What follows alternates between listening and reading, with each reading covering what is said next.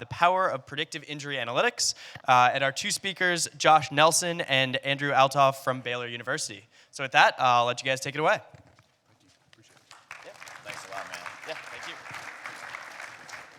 So we got 30 minutes. We're going to try to jam a lot of stuff in, so we're going to keep this first part really short, but we just want to kind of give you a background. Josh and myself are both small-town guys, myself from Iowa, Josh from Virginia. Went to a D3 school, played D3 athletics, coached D3, and have kind of worked our way up. And we don't take this opportunity lightly. We're very honored to be here on behalf of Catapult and Baylor University. So we just wanted to say thank you on that. Hit that next slide. If you guys are familiar with an idea of what's called communities of practice is basically circles of people of varying degrees of involvement within different organizations or companies. It may be a sports team. We're very privileged. We're a part of a couple different of these communities of practices in athletics, in academics, and then now in some research things that we've got going on. We're very lucky. Talked about trying to thank some different people that put us up here, and the list was so long we didn't even want to think about leaving anybody out. So we kind of wanted to think putting it into this communities of practice idea. A couple people that we'd be really bad if we didn't comment and say thank you is our athletic director at Baylor University, Ian McCall, our head football coach, Coach Briles, and our boss, Coach Kazadi. And then, like Coach Altoff mentioned, Catapult for actually putting us up here.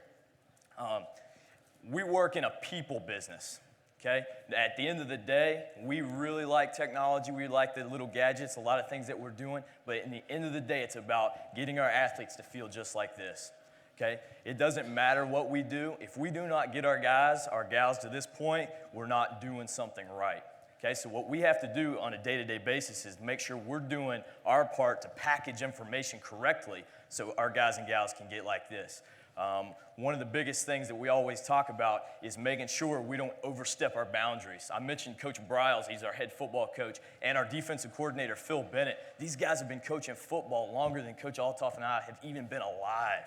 Okay, Toff, he's 33, I'm 30. These guys have been coaching almost 40 years.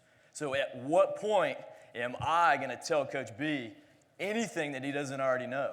So when we get to know different things from our information that we're collecting through our data, we got to package it carefully with these experts in their field. And that's what we're going to kind of talk a little bit more as we go on today. So we talk about these coaches, right? They got PhDs or masters in X's and O's. That's what they know and that's what they do. It's not their job to understand analytics or high velocity distance or IMAs, changes of direction, all that kind of stuff. That's our job. And so the best thing we can do is to assist them in becoming better football coaches and taking those types of things off their plate. So, obviously it's not the customer's job to know what they want. It's not the football coach's job to understand the sports science side of things. In a little bit, yes, but for the most part, it's our job and our responsibility as a department to handle those things. And it's not a relatively new problem. So back with Henry Ford, nobody said build a car. They said they wanted faster horses. So how can we take the science and apply it in a manner that makes it common sense, or of course we're going to do that, or of course we're going to do this, and streamline everything into one easy, manageable piece? What we want to do is we want to create insight and special insight. So this is what we're going to do. This is what we're not going to do. These are the things that we would really like to do, but technology is not there quite yet. We don't know if it actually makes sense, if it actually makes it better. And so we're trying to basically use Catapult, use a megawave, use technology to create the special insight so we don't have the, well, that's too tough basket. And the way that we do that is creating special insight we call like our subjects and our subjects. So knowing the subject, and that's science, understanding the science side of things. A couple things that really like the lens or the filter that we use to look at things through is general adaptation syndrome and specific adaptations to applied demands. It sounds fancy, but it's really easy. So general adaptations, if I apply a general stressor to an athlete, they are going to become generally better at that quality. So you can become pretty good or okay at a lot of things, but to become a very high-level athlete, we have to become specific or apply specific stressors, specific speed volumes, specific power, sets, reps in the weight room, rest periods, whatever it is. We have to be specific with what we apply. Otherwise, the body's going to generally adapt. The body doesn't know that we're trying to make a better football player or a basketball player or a faster track athlete or a track athlete that can jump higher. All it's doing is applying or responding, I should say, to the stress that we're applying to it. And so when we're in the weight room, whether we're on the field or on the track, we have to know exactly what we're doing, exactly what the response is we're trying to get at that time, and then make sure the entire session is streamlined to do that. The second thing, which sounds weird, but comorbidity. So just think of it like this. People don't die necessarily just from diabetes or high blood pressure or a poor hip to weight ratio. It's when these things come together in pairs. That's what does it. So if I have diabetes with a poor hip to weight ratio or a poor hip to weight ratio with high blood pressure or a history of stress and whatever in my family, those things come together. And it's the same way with athletics. It's never just, well, he didn't sleep very good last night. That's why he pulled his hamstring. No, he didn't sleep very good the last couple nights.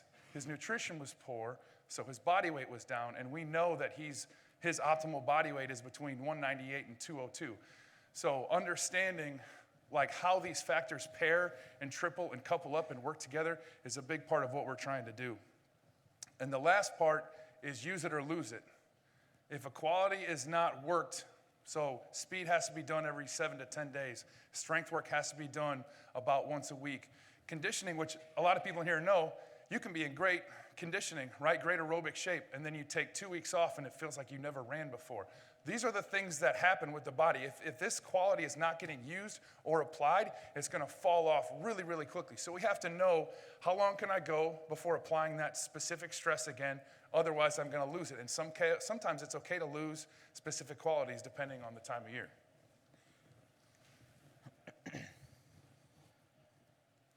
We all work in a high-stakes environment.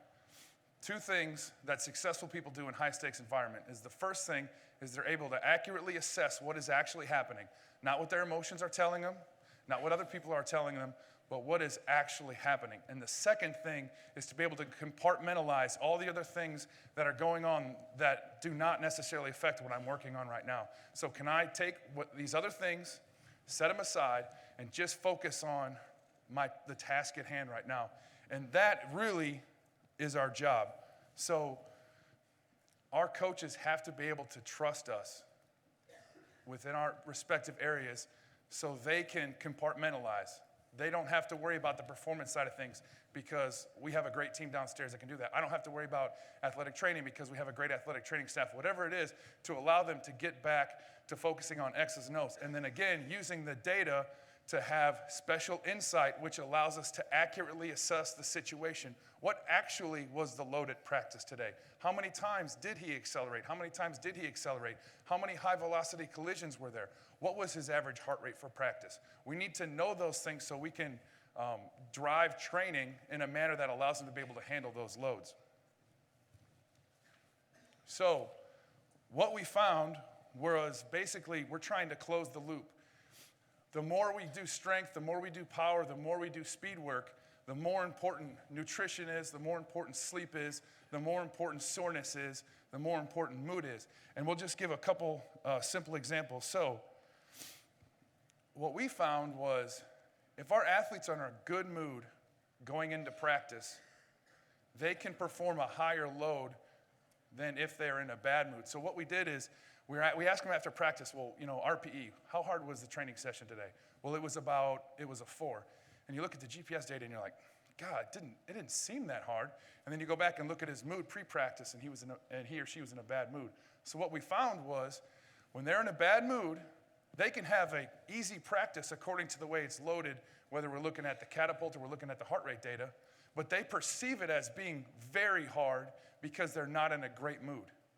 And conversely, we've seen being in a great mood going into practice, having some of the hardest practices of the year, and coming out and be like, well, how hard was it on a scale of 1 to 5? It was about a 2. You're like, geez, okay. But understanding these type of things, so then what do you do with it? So do you play music at practice? Do you crack a couple jokes? Like, do you send him a text message the night before, a text message that morning? Like, what are you doing to create a relationship with these athletes to make sure that they're in a better mood and they're more willing to come to work? And the other thing to think about with this slide is preparedness versus readiness. If we take fall camp and we look at it over a period of 2 to 3 years and we average all the numbers out, so we know basically what a fall camp looks like. How much high velocity distance, how many changes of direction, what does the heart rate look like, and all of these things. And then what we can do is design our training to match these percentages. So again, don't look at it wrong. The mistake we made right away was in our second years, we'd go back and be like, well, what was practice last year? Well, if it was hard last year, then that would make this practice hard this year. Like, no. What is the athlete currently prepared for? Not what they were prepared for last year. What are they prepared for now? What have they done over the last 3 or 4 weeks? How many times have they hit X mile per hour? How much high velocity distance have they had? How many high velocity changes of direction? What is their body weight at that time? All of these things matter as far as what is the athlete be able, ready to prepared to handle that day. That's preparedness. And then the flip side of that is readiness. So what are they ready to handle? So we may have had, compared to what they've done, they're able to handle a certain load. So let's say it's within 25 or 50% of what they've been doing. The body can handle a spike of 25%, assuming they're ready to do that. So what does that mean? What is their body weight at? So identifying key body weight. So if we had a wide receiver that was half a mile an hour faster when he was 220 pounds or heavier, and to be able to give a guy that number or talk to our nutrition staff and say, hey, this is where we got to have him at, that's a big deal. And it also means that he's less likely to get hurt. So nutrition. The other thing with nutrition is nutrition kind of starts this downward spiral that a lot of people don't think about. And we found this, again, looking at our stats. So what we saw was if athletes had poor nutrition during the day, they were more sore at night. When they were more sore and the nutrition was bad, they slept worse. When they slept worse, their body weight was down the next day. And we already knew the deal about body weight, right? When especially for skill guys. If skill guys' body weights are down or below their average, they're just not going to be as fast and powerful at practice. They're just not. And we've seen that over the period of 3 years. So understanding how these things work together, and it's not just sleep, like we talked about before, the pairings and the triples. It's not just one thing or it's two things. And how do these things work together? Nutrition is a really, really big deal, a really big part of that. And that's some of the things we kind of do to close the loop. So other specific things, get this to work here, is understanding player load. So on the Catapult side of things, player load is basically a calculated load as far as how hard practice is, which is a good number if we're looking at our wide receivers and our defensive backs or maybe some other sports, more of like our skill positions. But for an offensive or defensive lineman, that doesn't really matter because they're going to cover probably 60% of the distance that a skill or an intermediate player is going to cover at practice. So then what we do is we'll take player load and divide it by distance. So now what is the player load per yard at practice? And that gives us a more actionable number for what we're trying to do. Also, we don't look at high velocity distance for our offensive and defensive linemen. And we look at things a little bit differently. I think a lot of it's tied into our football background, but we want to make sure our offensive and defensive linemen, they take the number one priority when we're training. Skill guys, get on TV, that's great. But as far as winning games, it's offensive and defensive linemen. So we can't look at high velocity distance for those guys because it's not going to make sense. They might have 3 yards. But what we can do is we can look at high velocity accelerations and decelerations. So firing off the ball or decelerations, which would be big collisions. And the other thing with those position groups is actually looking at the low velocity IMAs and changes of direction, which you think about it, if I'm fit up with another human that's 300 pounds, I'm not going to be moving them at 4 meters per second. So a lot of that work is going to be in the low velocity range. So taking a look more at some of the low velocity IMAs will give you a better feel for those type of people. And then the last part, as far as change of direction, looking at O-linemen, if we had an example where like our left tackle, the tackles that play on the outside, they'll turn outside 70% of the time. So they'll kick back and the defensive end will come around and I'm trying to push them. So knowing that, as a performance coach, do you want to do something to balance that out? Do you want to say, okay, if he's going to turn 70% of the time in practice and 70% in the game, then do we need to do some stuff turning to the opposite direction to help balance that out? There's that school of thought. But there's also the school of thought where you're also taking away that person's special skill if you try to make them too balanced, right? If you're right-handed or left-handed, let's say you're right-handed and you start writing on a pencil with left-handed just to balance it out, I don't know how much sense that makes, because when it comes down to it, you're still going to want to write with your right hand. Okay, sometimes when Coach gets talking, I'm not as intelligent as Coach is, and I got to think about things through analogies. So I'm going to propose an analogy to you. One of the most frightening things for me is when I go to a new city like Boston, and I go into a parking garage. Okay, in a parking garage, there's a lot of frightening things. They're dark, okay, they're damp. There's a lot of unknowns in that parking garage. Coming from a small town, there's no parking garages where I grew up. Okay, so what are some things I can do prior to entering that parking garage? The loading data that Coach is talking about, that is huge. Okay, so if I know what's around the corner, or I have a previous idea of what we did at this level of the parking garage last week, I feel a little bit more comfortable. Okay, some other things I can do is planning. Okay, in our program, we keep meticulous notes. We have a gigantic calendar system, and with that, we take notes of all the loading in the weight room, on the field, with our Catapult data, everything like that. We also take information about things that what we ate for training table. Anything that we can put on that calendar, we're going to put on there.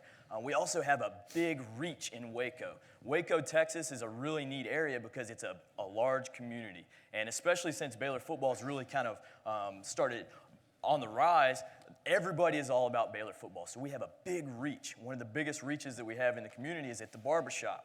Okay, so by attending the barbershop, okay, we have a feel out in the community for what our guys and gals are doing. Okay, because the community loves our athletes, they get information, and then the information can come back to us. The final thing would be just kind of the use of professionals. Okay, in our department, Coach talked about, we have high-level athletic training staff. We have a high-level athletic performance staff. Our football staff is wonderful. We use elite staff to make sure we get hands on our guys and gals in an appropriate fashion. Okay? Looking at this is just a snapshot of this past season and some of our information from our wide receiver position group. And you can see some of the information at the top. And we based this is a week.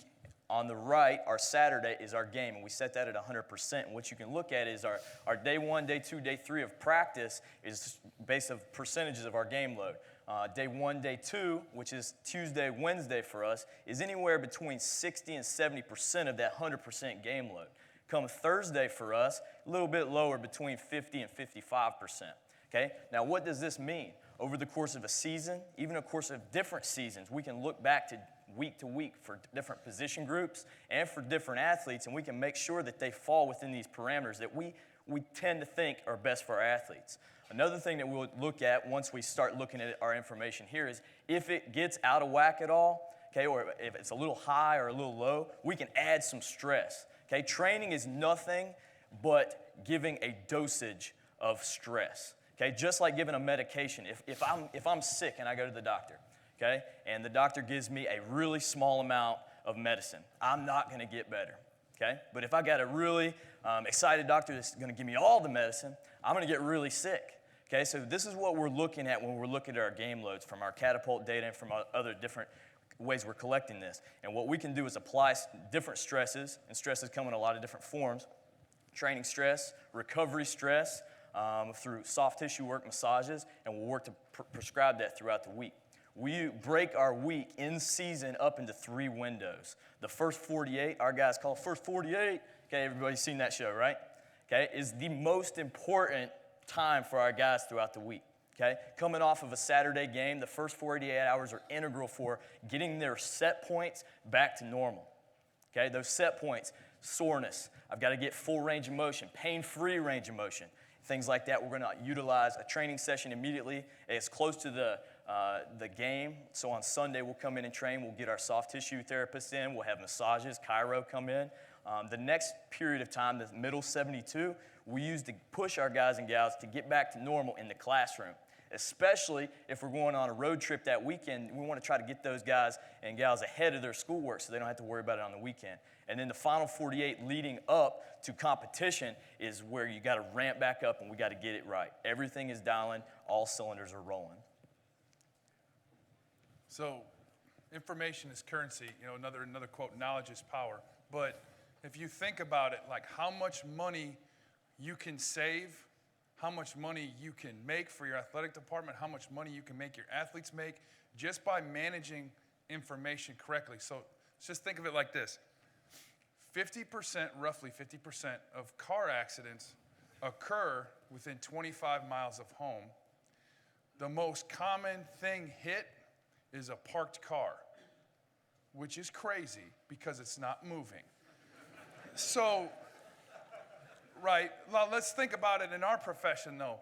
What are the things that happen every single year that we know are gonna happen and then we act shocked when it happens? So, finals, midterms, Thanksgiving break, spring break. For our guys, NBA Finals, Super Bowl. We know they're going to be up late. We know they're going to be watching those games.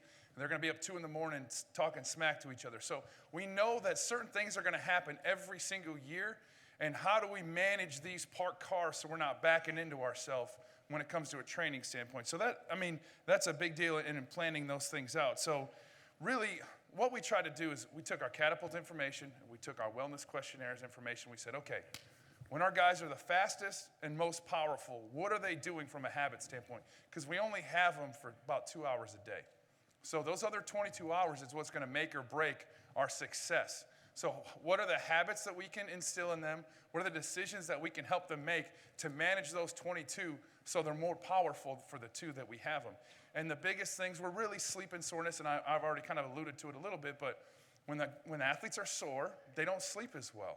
When the athletes are sore, they're not as fast and powerful at practice. I mean, we all know how important sleep is to recovery, but what are we doing to help our athletes sleep more? We do not do sleep monitoring. What we do is we have an education curriculum. We do monitor sleep through self-report questionnaire, and I know that there's the deal of, you know, getting some objective data with sleep, and I get that, but what it provides to us is a conversation. So through the relationship that we've had built with our athletes, we can now say, hey, the last couple nights I've seen you only got 2 or 3 hours of sleep. What's going on?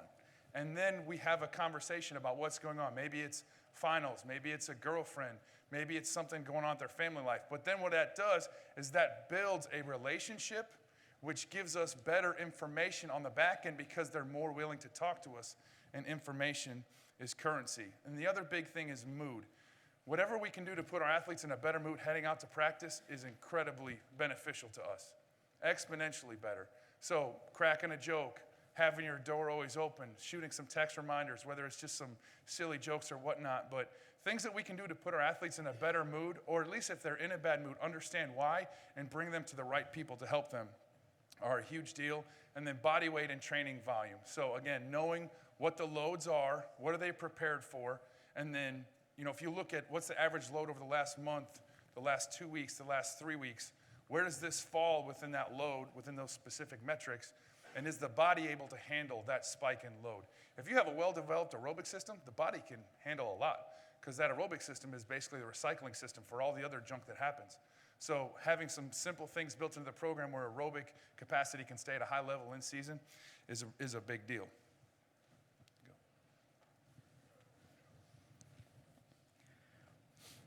A lot of times we're going to get a ton of information and new things. Coach and I, we're responsible for the research and development that comes into our department, especially the applied performance and athletic performance departments. Sometimes we have to kind of take a step back, however, and always remember that the information that we bring in does not necessarily mean or lead to a behavior change. Okay, so just like some things that Coach Altoff has been talking about, there was relationships that we build with our different staff members, and the athletes are integral for this information relay, from bringing it in, figuring out what's going on, and then getting them to actually change and advance their behaviors. One of the biggest things that we use department-wide is storytelling. Okay? One thing I want you to think back like way back, before computers, before even written text. How did people get information from generation to generation? It was through the use of stories. Okay? Now, still thinking in that time frame. Let's say we're talking in stories, and then I'm teaching a group of children. Okay, and then I come up with a laptop, and I'm going to show them crazy analytics. It goes right over their head. Okay? However, if I can build an analogy, a story that can make this information make sense and it be accepted by these student athletes, that's where we're going to get to the behavior change. So all the time we're working on building stories, working on getting buy-in through relating to and building relationships with the athletes. As we move forward, I mentioned our research and development. We're all the time trying to get, I don't want to say bigger and better, but we want to advance. Okay, and we always keep the 1% in mind. We're not trying to make giant leaps and bounds forward in anything, but we're trying to be a little different, not just down the strength conditioning road, not just down the analytics road, not just down the football road, but have our eyes open, look for 1% improvements. And we look at different companies. We've built relationships with NASA, different companies in Texas. We're now kind of expanding out, doing some different things, but we're always looking to bring back a 1% change that can enhance the athletic performance of our student athletes. So just kind of wrapping it up, the three things kind of takeaways is what we've really tried to identify is the stress pairing. So within the loading, whether it's Catapult, whether it's a MegaWave, whether it's a self-report questionnaire, understanding how certain things work together. And then one thing we actually haven't addressed is there's a psychological side of things. So if we just go back to our comorbidity example, where it's never just one thing, there was a study done, and it talked about basically what it did is it tried to measure out a person's life, whether they had a stressful upbringing, if they had people to cope with during that stressful upbringing, if they had a stressful adulthood, if they've had people to cope with during that stressful adulthood, and a few other things. And what it did is it basically ticked the boxes. So whatever was negative was ticked. When the majority of those issues were ticked, then all it took was one thing. So then all it took was diabetes, increased risk for mortality. All it took was poor hip-to-weight ratio. All it took was high blood pressure. Now, if we think of our athletes coming from the backgrounds that they come from, the same thing applies. So you could look at it and say like, oh, it was nutrition. Okay. Maybe it was, maybe it wasn't, but maybe something else is going on in their life that you don't know about. Maybe they don't have the proper coping mechanism to deal with the things that are going on right now, so they turn to something else that they shouldn't have turned to.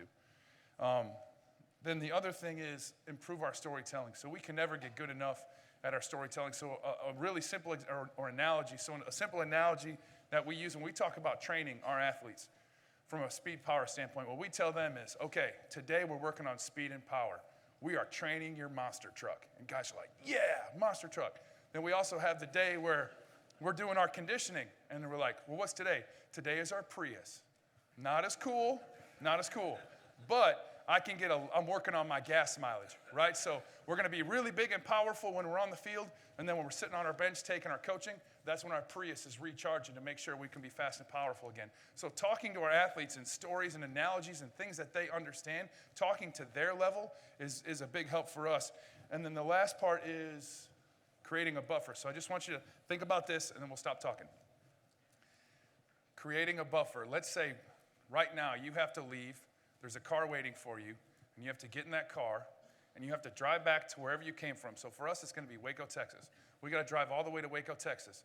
And that car cannot come to a complete stop during that 16-hour drive. Think about how that is going to change the way that I drive that vehicle. It's not allowed to come to a complete stop. So if I'm following a car, or I'm coming up to a stoplight, or I'm going through a town, or I'm going up a hill, or I'm going down a hill, it's going to completely change the way that I drive this car if I can't come to a complete stop. It's the same way with your organization. It's the same way with the athletes that you deal with.